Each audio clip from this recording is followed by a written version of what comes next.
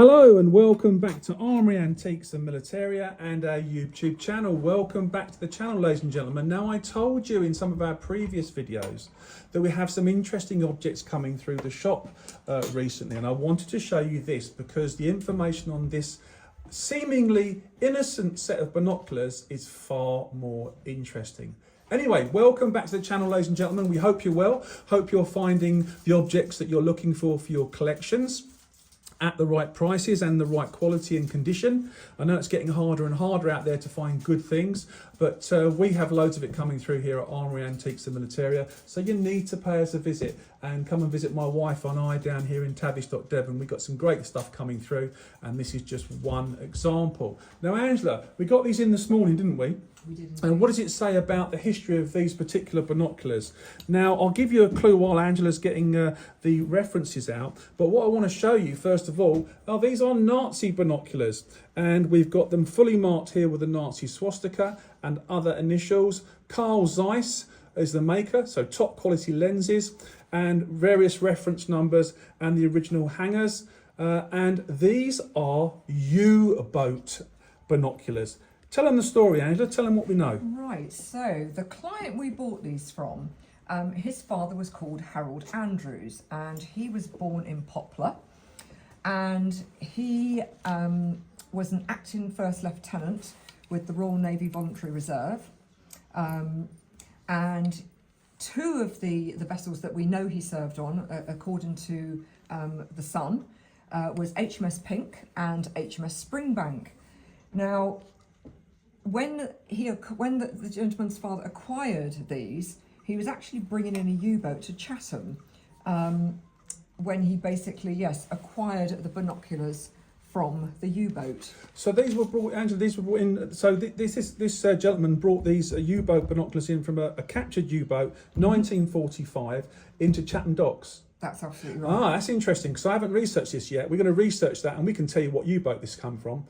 So these were appropriated by the naval officer. He was an acting lieutenant, you say? Acting first lieutenant. Yeah, these are very interesting and uber popular and desirable. These are U-boat binocular, a U-boat binocular set with its original neck leather hanger, and we've got provenance and a story with this, so that's going to be really popular, isn't it, Angela? No, absolutely. They're going to. I mean, it's fascinating history that goes with it.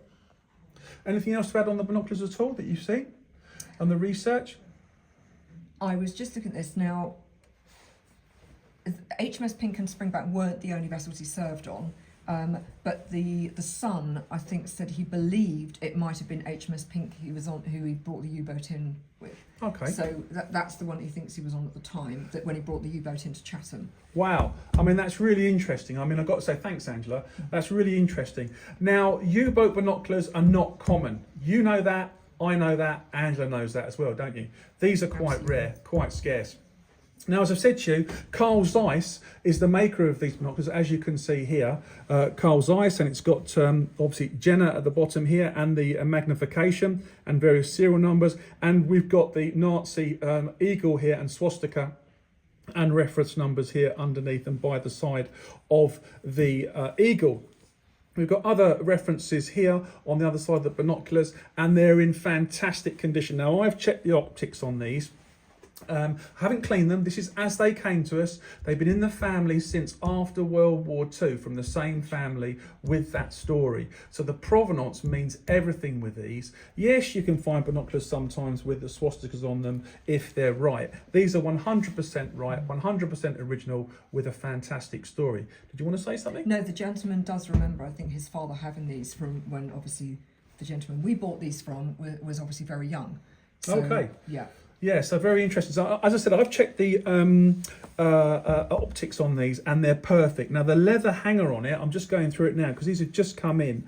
It's fragile, but it's all there. Now, quite often on German leatherwork, as you know, you'll often get maker's marks or inspection marks, and I will look at this. It's all been tied into a knot, you see, so there could easily be maker's marks for the leather straps on here, but as you can see, they're quite fragile, and we want to look after those as best we can. They're quite a good size. When we talk about the sizings of binoculars, I'll try and zoom out so you can see in relation to my hands. They're a really good size. And as I said, we will clean the lenses very gently so that we take the dust and detritus off. We will look over them as well for further marks and inspection marks on these binoculars, because we've only just got them in. We had a good cursory look, and we were more interested in the story than anything else, because the story really does make them. They still operate beautifully, and if they could talk, ladies and gentlemen, what do you think? If these could talk, what a story they would tell. As I say, Chatham docks, very, very famous. There's still a military affair that goes on there now. I think it's a monthly one, which is popular with people that collect militaria. Some of my friends stall there that I know very, very well, who are dealers. And yeah, they would go mad. Any German World War II collector would be very keen on acquiring this set of binoculars for their collection. In addition to that, the history that goes with them, as my wife told you earlier in the video, is very, very important to keep those two together, because the story, yes, the item's important, but without the story, they become less interesting.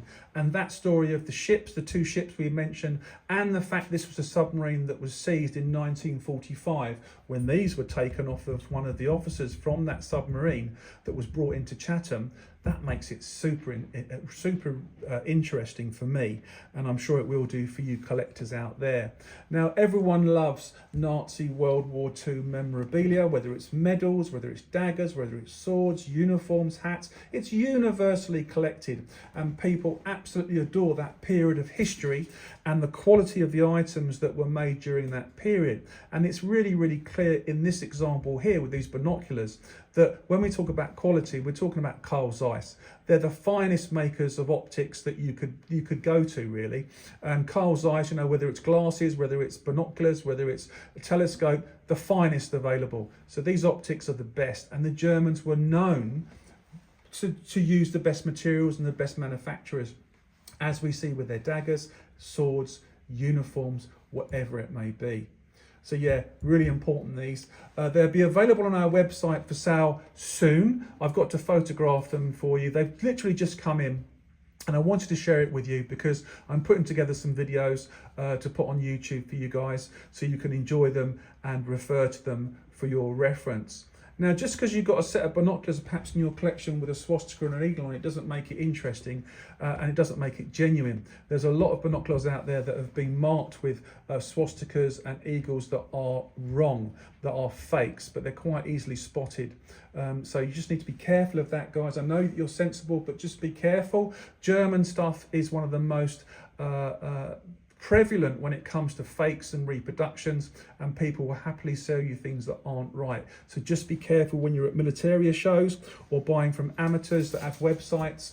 Come to a professional antiques, arms and armour dealer like us, and we will make sure you get genuine items with real provenance, with a real story, and that are genuine. Well, look, thank you very much for watching the video. We hope you enjoyed it. I've certainly enjoyed doing it for you. How many pairs of U-boat binoculars do we get? Very, very few. These are very rare. So if you're interested in these, contact us straight away and we can discuss them with you, and you can come and view them at our shop here at Armoury Antiques and Militaria down in Tavistock, Devon. You watching, don't forget, yes, you subscribe to our YouTube channel. It really helps the algorithm get out there so other people can find us and enjoy the content that we create. And we're never going to run out of content. We're going to keep going and going and going. Lots of stuff coming up with Armoury Antiques and Militaria. You'll have to wait for updates and news and that sort of thing that's coming in the future. But look out for our next videos that are coming out today or tomorrow. We produce 30 videos a month, and we look forward to you coming to the shop, visiting myself and my wife, where you'll be made very, very welcome, and seeing the wonderful objects that we have in the shop. Thank you for watching, and look out for our next video. Thanks, guys.